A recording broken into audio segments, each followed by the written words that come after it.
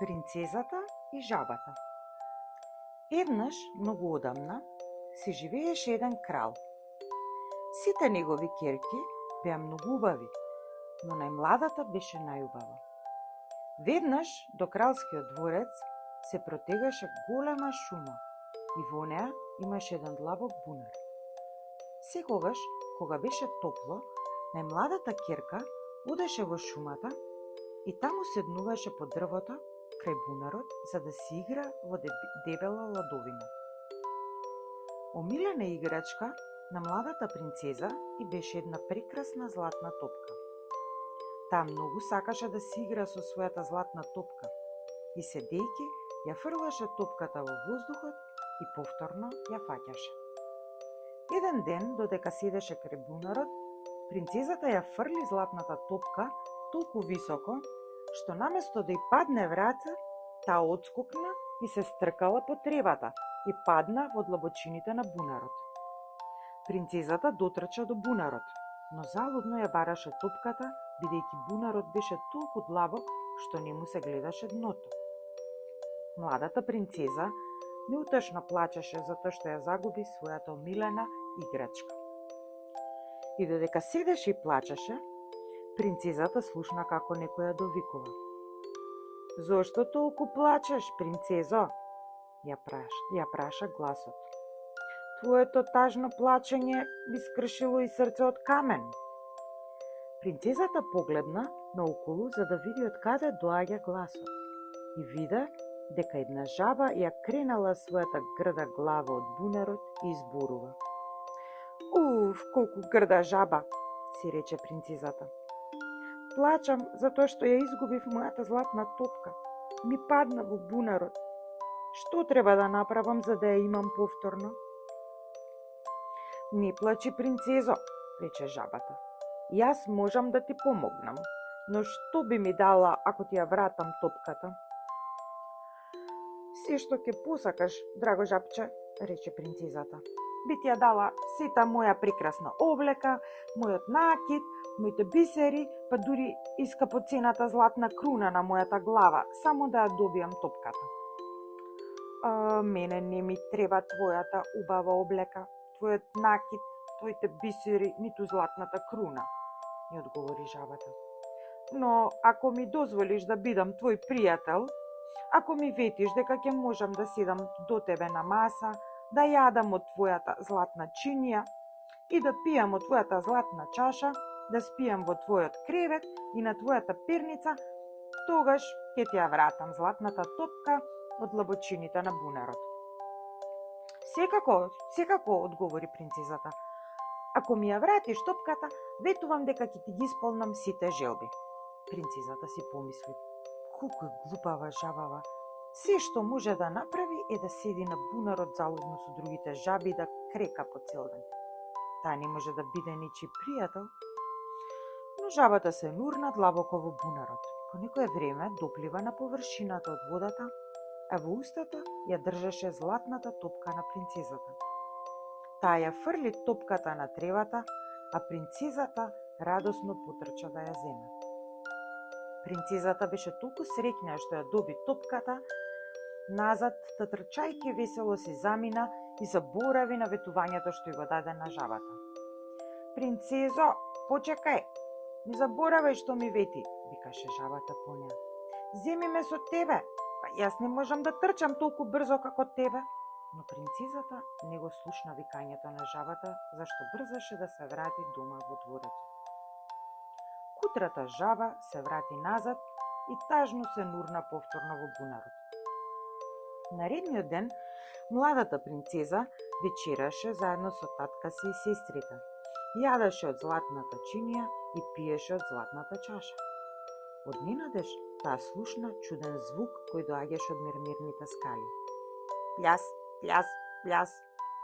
Тогаш се слушна како некој лесно тропа на вратата и вели: "Отвори ја вратата, млада принцезо. Помниш ли што ми вети крај бунарот? Отвори ја вратата, драга принцезо. Тука те чека твојата вистинска љубов." Принцезата дотрча до вратата за да види кој тропа, но кога ја отвори, виде дека пред неа стои жабата од бунарот. Таа исплашено ја тресна вратата и се врати крај масата. Татко ја виде дека е исплашена и ја праша: "Што те мачи, ќерко моја? Да не дошол некој ѕвер по тебе?" "Не е ѕвер, татко," му објасни принцезата. "Тоа е една грда жаба." "Жаба?" се изненади кралот. "Што бара жаба од тебе?"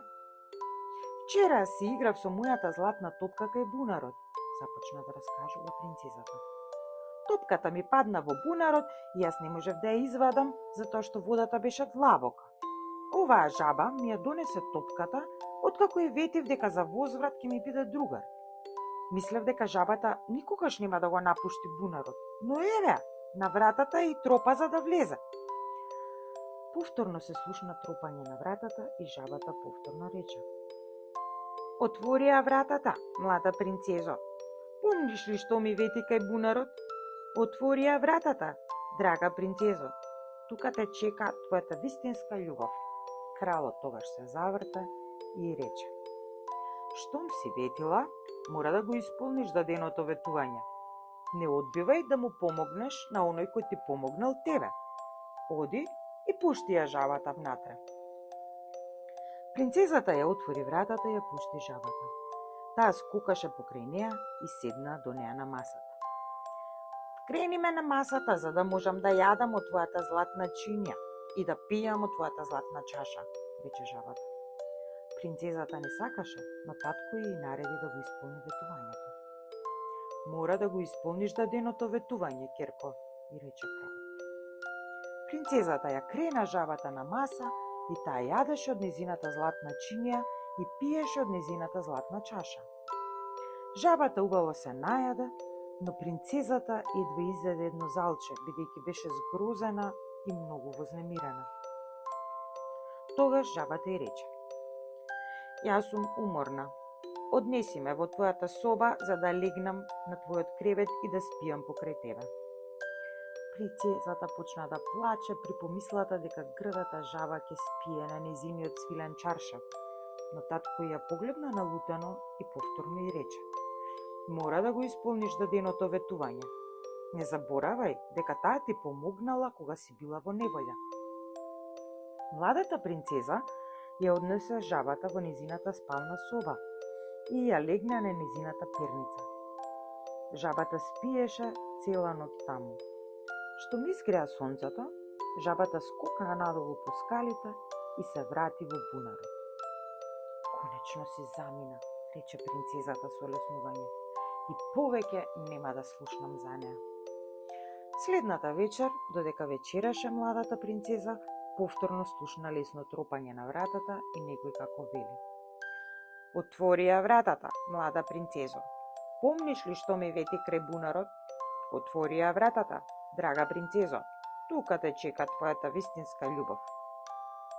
Принцезата беше згрозена, но и дозволи на жабата да вечера со неа и да спие на незината перница. Принцезата почна да фикнува на жабата полека и овој пат не почувствува толкова одвратност према неа. Сепак тоа беше една учтива жаба, со добри манири и со убави и топли очи. И повторно, штом изгреа сонцето, жабата одскокна надолу по скалите и се врати во бунарот. Принцезата почувствува дека почнува да ѝ недостасува незиното друштво. Принцезата не беше изненадена кога третата вечер повторно слушна тропање на вратата и некој како вели: "Отвори ја вратата, најмлада ќерко.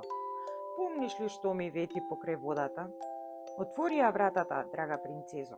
Тука те чека твојата вистинска љубов." Тие весело разговараа и вечераа заедно, а потоа принцезата ја однесе жабата да спие на незината перница. Кога се разбуди следното утро, на изгре сонце, принцезата беше изненадена и чудоневидена кога наместо жаба виде дека покрај незиниот кревет стои убав принц и ја гледа со своите убави и топли очи. Принцот и раскажа дека бил магепсан од некоја лоша вештерка која го претворила во жаба.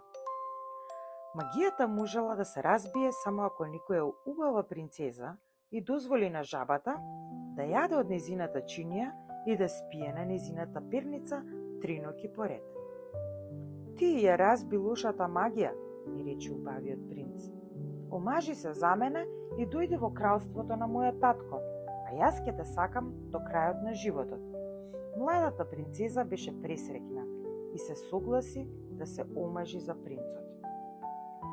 Додека тие разговараа, пред дворецот пристигна златна кочија што ја влечеа 8 коњи, украсени со пердови и впрегнати во златен оглав. Зад кочијата стоеше верниот слуга на принцот по име Хенри, кој беше многу несреќен кога вештерката го претвори принцот во жаба. Тој им помогна на принцот и принцезата да се качат во кочијата и ги одведе во кралството на принцот. Додека се возеа, верниот слуга Хенри пееше на глас и беше пресреќен што неговиот господар е повторно слободен и среќен. Кога пристигнаа во кралството, принцот и принцезата се венчаа и живееа среќно до крајот на животот.